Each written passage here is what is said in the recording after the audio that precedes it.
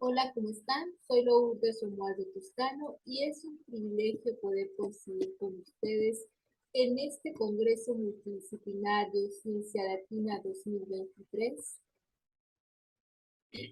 uniendo fuerzas para el avance de las ciencias en América Latina. Tema: Análisis de la educación en México, barreras y limitantes para la congruencia, la calidad y la cobertura educativa actual. Objetivo: identificar y analizar las principales barreras o limitantes del entorno educativo mexicano para que se gestione una educación pública con mayor calidad. Después de delimitar el tema, se siguió una metodología de 4 pasos: búsqueda y análisis de información en diferentes fuentes virtuales, bibliográficas y hemerográficas de autores clásicos y contemporáneos. Segundo paso: clasificación y elección de la información por su pertinencia, objetividad y relevancia.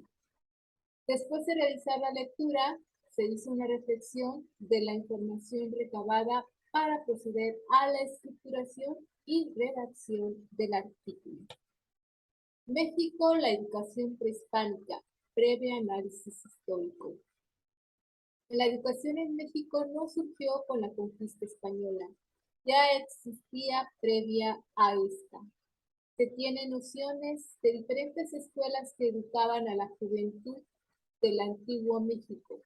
El Tepozcali, que se enfocaba a los jóvenes guerreros; el Calmecac, a los jóvenes gobernantes; el Cuitacali, que daba clases de canto, baile y danza; y el Ixcuxcali, que es la versión femenina del Calmecac, donde asistían doncellas o señoritas de la nobleza para ser instruidas como sacerdotisas o como parte de las funciones que estarían desarrollando en su edad adulta.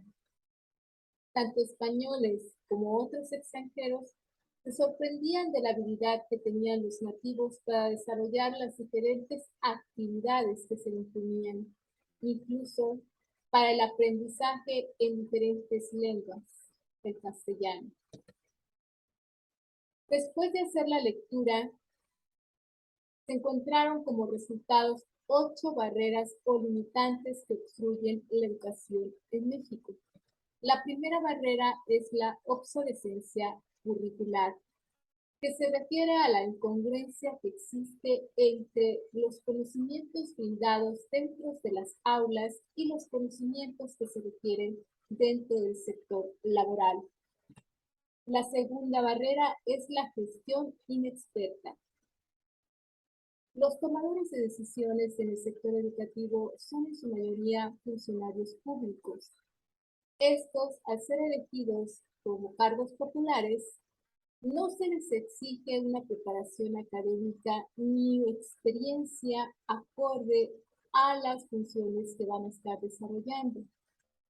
Aunado al desinterés de recorrer los contextos reales, las propuestas que se hacen no son congruentes con las necesidades del contexto real, que son la combinación de factores y características propias que rodean a una institución educativa.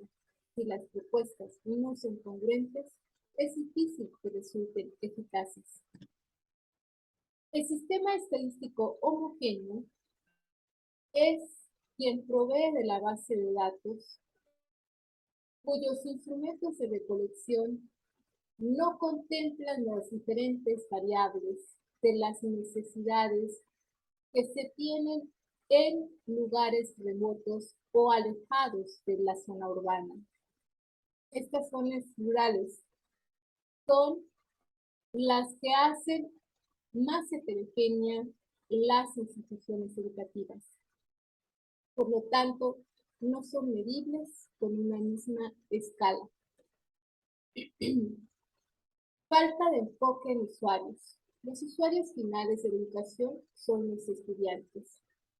Por lo tanto, es imprescindible conocer sus expectativas, sus gustos, sus preferencias, sus necesidades, para poder brindarles una educación acorde a la forma en que ellos aprenden y a los conocimientos que requieren en la actualidad. Insuficiencia económica institucional. Todos los sectores carecen de recursos y el sector educativo no es la excepción. Sin embargo, podemos ver por las gráficas que del 2010 a 2023 el gasto público que se ha invertido en educación ha sido oscilatorio, disminuyendo incluso en algunos sectores o manteniéndose estancados cuando los gastos ya son más elevados. Si a eso sumamos que la matrícula escolar asciende al mismo tiempo que asciende el número de escuelas, el gasto público no es congruente con el incremento de las necesidades. Estas necesidades de las instituciones es cubierta por los padres, quienes al no tener recursos, prefieren no enviar a la escuela a sus hijos e hijas, y eso aumenta el círculo de pobreza. Obsolescencia metodológica. Los docentes actuales pretenden seguir enseñando con las mismas estrategias metodológicas con que ellos fueron educados. Se deben de capacitar y actualizar a fin de que las estrategias de enseñanza sean acorde a las generaciones actuales que piden mayor dinamismo, mayor interacción, mayor autoconocimiento para poder desarrollar todas sus habilidades de acuerdo a la forma en que perciben su entorno actual. Falta de infraestructura tecnológica. Esta fue una de las barreras más vistas durante la pandemia.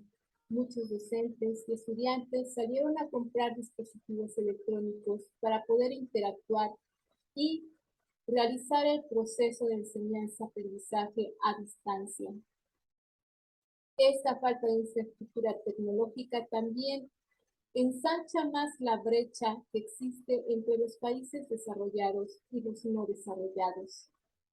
Es imprescindible que México invierta en infraestructura tecnológica de las diferentes instituciones educativas en todos los niveles, porque es necesario que la educación no se encuentre en una burbuja, sino que coexista con la realidad del entorno que se ve en redes sociales, que se ve en televisión y que es parte del día a día de los niños de hoy.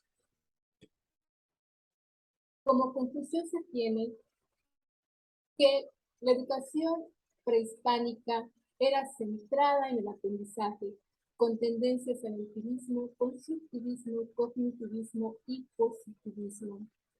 En el México actual se debe de garantizar el acceso libre a una educación pública de calidad sin exclusión alguna, eliminando barreras como obsolescencia curricular, gestión inexperta. Se deben de basar en contextos reales y sistemas estadísticos heterogéneos para poder proponer nuevos modelos educativos que mejoren la calidad de los estudiantes. La insuficiencia económica ya no debe de ser un impedimento, sino que se debe de invertir en la capacitación y actualización de los docentes y en la infraestructura tecnológica para una educación de calidad y de vanguardia. Hay que ver la educación no como un gasto, sino como una inversión que beneficia a la sociedad en general. Muchas gracias. Esta fue mi ponencia. Espero que haya sido de tu agrado y sigue disfrutando de este hermoso congreso. Gracias.